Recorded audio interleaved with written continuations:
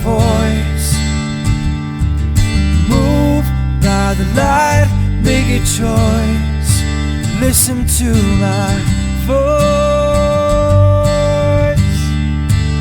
I got something to say. This is your Resolve to Read daily reading. It's January 27th, and we're reading from the book of Exodus. Then Moses led Israel from the Red Sea, and they went into the desert of Shur. For 3 days they traveled in the desert without finding water. When they came to Marah, they could not drink its water because it was bitter. That is why the place is called Marah. So the people grumbled against Moses, saying, "What are we to drink?" Then Moses cried out to Yahuwah, and Yahuwah showed him a piece of wood. He threw it into the water, and the water became sweet. There, Yahuwah made a decree and a law for them, and there he tested them.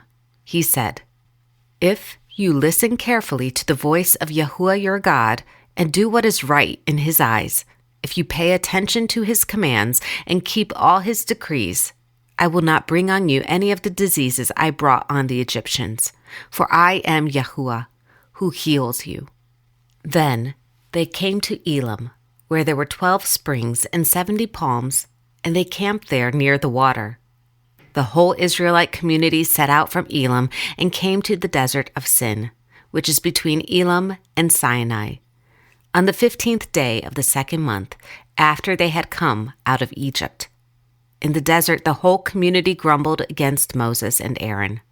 The Israelites said to them, "If only we had died by Yahuwah's hand in Egypt.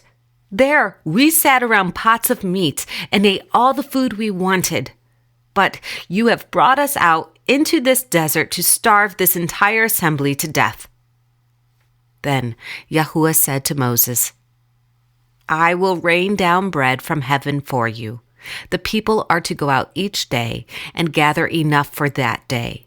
In this way, I will test them and see whether they will follow my instructions. On the 6th day, they are to prepare what they bring in, and that is to be twice as much as they gather on the other days." So Moses and Aaron said to all the Israelites, "In the evening, you will know that it is Yahuwah who brought you out of Egypt, and in the morning you will see the glory of Yahuwah, because he has heard your grumbling against him. Who are we that you should grumble against us?" Moses also said, "You will know that it was Yahuwah when he gives you meat to eat in the evening and all the bread you want in the morning, because he has heard your grumbling against him. Who are we? You are not grumbling against us, but against Yahuwah." Then Moses told Aaron, "Say to the entire Israelite community, 'Come before Yahuwah, for he has heard your grumbling.'" While Aaron was speaking to the whole Israelite community, they looked toward the desert, and there was the glory of Yahuwah appearing in the cloud. Yahuwah said to Moses, "I have heard the grumbling of the Israelites. Tell them, at twilight you will eat meat, and in the morning you will be filled with bread. Then you will know that I am Yahuwah your God." That evening, quail came and covered the camp, and in the morning there was a layer of dew around the camp. When the dew was gone, thin flakes like frost on the ground appeared on the desert floor. When the Israelites saw this, they said to each other, "What is this?" For they did not know what it was. Moses said to them, "It is the bread Yahuwah has given you to eat. This is what Yahuwah has commanded. Each one is to gather as much as he needs. Take an omer for each person you have in your tent." The Israelites did as they were told. Some gathered much, some little, and when they measured it by the omer, he who gathered much did not have too much, and he who gathered little did not have too little. Each one gathered as much as he needed. Then Moses said to them, "No one is to keep any of it until morning." However, some of them paid no attention to Moses. They kept part of it until morning, but it was full of maggots and began to smell. So Moses was angry with them. Each morning, everyone gathered as much as he needed, and when the sun grew hot, it melted away. On the 6th day, they gathered twice as much, 2 omers for each person, and the leaders of the community came and reported this to Moses. He said to them, "This is what Yahuwah commanded. Tomorrow is to be a day of rest, a holy Sabbath to Yahuwah. So bake what you want to bake and boil what you want to boil. Save whatever is left and keep it until morning." So they saved it until morning as Moses commanded, and it did not stink or get maggots in it. "Eat it today," Moses said, "because today is a Sabbath to Yahuwah. You will not find any of it on the ground today. 6 days you are to gather it, but on the 7th day, the Sabbath, there will not be any." Nevertheless, some of the people went out on the 7th day to gather it, but they found none. Then Yahuwah said to Moses, "How long will you refuse to keep my commands and my instructions? Bear in mind that Yahuwah has given you the Sabbath. That is why on the 6th day he gives you bread for 2 days. Everyone is to stay where he is on the 7th day. No one is to go out." So the people rested on the 7th day. The people of Israel called the bread manna. It was white like coriander seed and tasted like wafers made with honey. Moses said, "This is what Yahuwah has commanded. Take an omer of manna and keep it for the generations to come, so they can see the bread I gave to you to eat in the desert when I brought you out of Egypt." So Moses said to Aaron, "Take a jar and put an omer of manna in it. Then place it before Yahuwah to be kept for the generations to come." As Yahuwah commanded Moses, Aaron put the manna in front of the testimony, that it might be kept. The Israelites ate manna 40 years, until they came to a land that was settled. They ate manna until they reached the border of Canaan. An omer is 1/4 of an ephah. The whole Israelite community set out from the desert of Sin, traveling from place to place, as Yahuwah commanded. They camped at Rephidim, but there was no water for the people to drink. So they quarreled with Moses and said, "Give us water to drink." Moses replied, "Why do you quarrel with me? Why do you put Yahuwah to the test?" But the people were thirsty for water there, and they grumbled against Moses. They said, "Why did you bring us up out of Egypt to make us and our children and livestock die of thirst?" Then Moses cried out to Yahuwah, "What am I to do with these people? They are almost ready to stone me." Yahuwah answered Moses, "Walk on ahead of the people. Take with you some of the elders of Israel, and take in your hand the staff with which you struck the Nile, and go. I will stand there before you by the rock at Horeb. Strike the rock, and water will come out of it for the people to drink." So Moses did this in the sight of the elders of Israel, and he called the place Massah and Meribah, because the Israelites quarreled and because they tested Yahuwah, saying, "Is Yahuwah among us or not?" The Amalekites came and attacked the Israelites at Rephidim. Moses said to Joshua, that is Yeshua, "Choose some of our men and go out to fight the Amalekites. Tomorrow I will stand on top of the hill with the staff of God in my hands." So Joshua fought the Amalekites as Moses had ordered, and Moses, Aaron, and Hur went to the top of the hill. As long as Moses held up his hands, the Israelites were winning. But whenever he lowered his hands, the Amalekites were winning. When Moses' hands grew tired, they took a stone and put it under him, and he sat on it.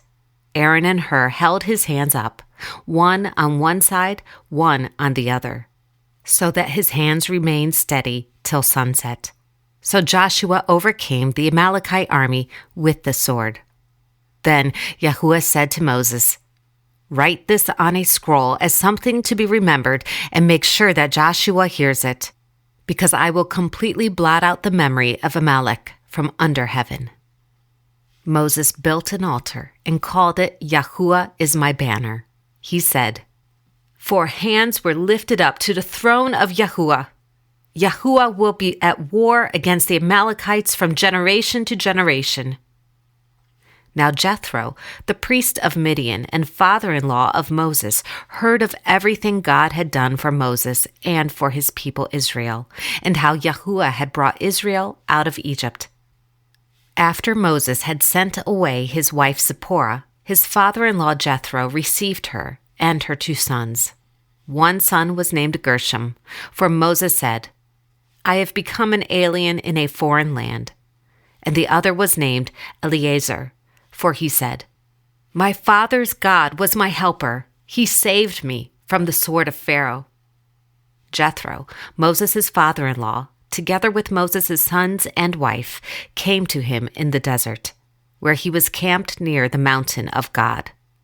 Jethro has sent word to him, "I, your father-in-law Jethro, am coming to you with your wife and her 2 sons." So Moses went out to meet his father-in-law and bowed down and kissed him. They greeted each other and then went into the tent. Moses told his father-in-law about everything Yahuwah had done to Pharaoh and the Egyptians for Israel's sake, and about all the hardships they had met along the way, and how Yahuwah had saved them. Jethro was delighted to hear about all the good things Yahuwah had done for Israel in rescuing them from the hand of the Egyptians. He said, "Praise be to Yahuwah, who rescued you from the hand of the Egyptians and of Pharaoh, and who rescued the people from the hand of the Egyptians. Now I know that Yahuwah is greater than all other gods, for he did this to those who had treated Israel arrogantly." Then Jethro, Moses' father-in-law, brought a burnt offering and sacrifices to God, and Aaron came with all the elders of Israel to eat bread with Moses' father-in-law in the presence of God. The next day, Moses took his seat to serve as judge for the people, and they stood around him from morning till evening. When his father-in-law saw all that Moses was doing for the people, he said, "What is this you are doing for the people? Why do you sit alone as judge, while all these people stand around you from morning till evening?" Moses answered him, "Because the people come to me to seek God's will. Whenever they have a dispute, it is brought to me, and I decide between the parties and inform them of God's decrees and laws." Moses' father-in-law replied, "What you are doing is not good. You and these people who come to you will only wear yourselves out. The work is too heavy for you. You cannot handle it alone. Listen now to me, and I will give you some advice, and may God be with you. You must be the people's representative before God and bring their disputes to him. Teach them the decrees and laws and show them the way to live and the duties they are to perform. But select capable men from all the people, men who fear God, trustworthy men who hate dishonest gain, and appoint them as officials over thousands, hundreds, 50s, and 10s. Have them serve as judges for all the people at all times. But have them bring every difficult case to you. The simple cases they can decide themselves. That will make your load lighter, because they will share it with you. If you do this, and God so commands, you will be able to stand the strain, and all these people will go home satisfied." Moses listened to his father-in-law and did everything he said. He chose capable men from all Israel and made them leaders of the people, officials over thousands, hundreds, 50s, and 10s. They served as judges for the people at all times.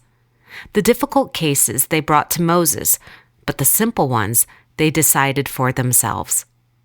Then Moses sent his father-in-law on his way, and Jethro returned to his own country. This is the word of Yahuwah. Thanks be to God.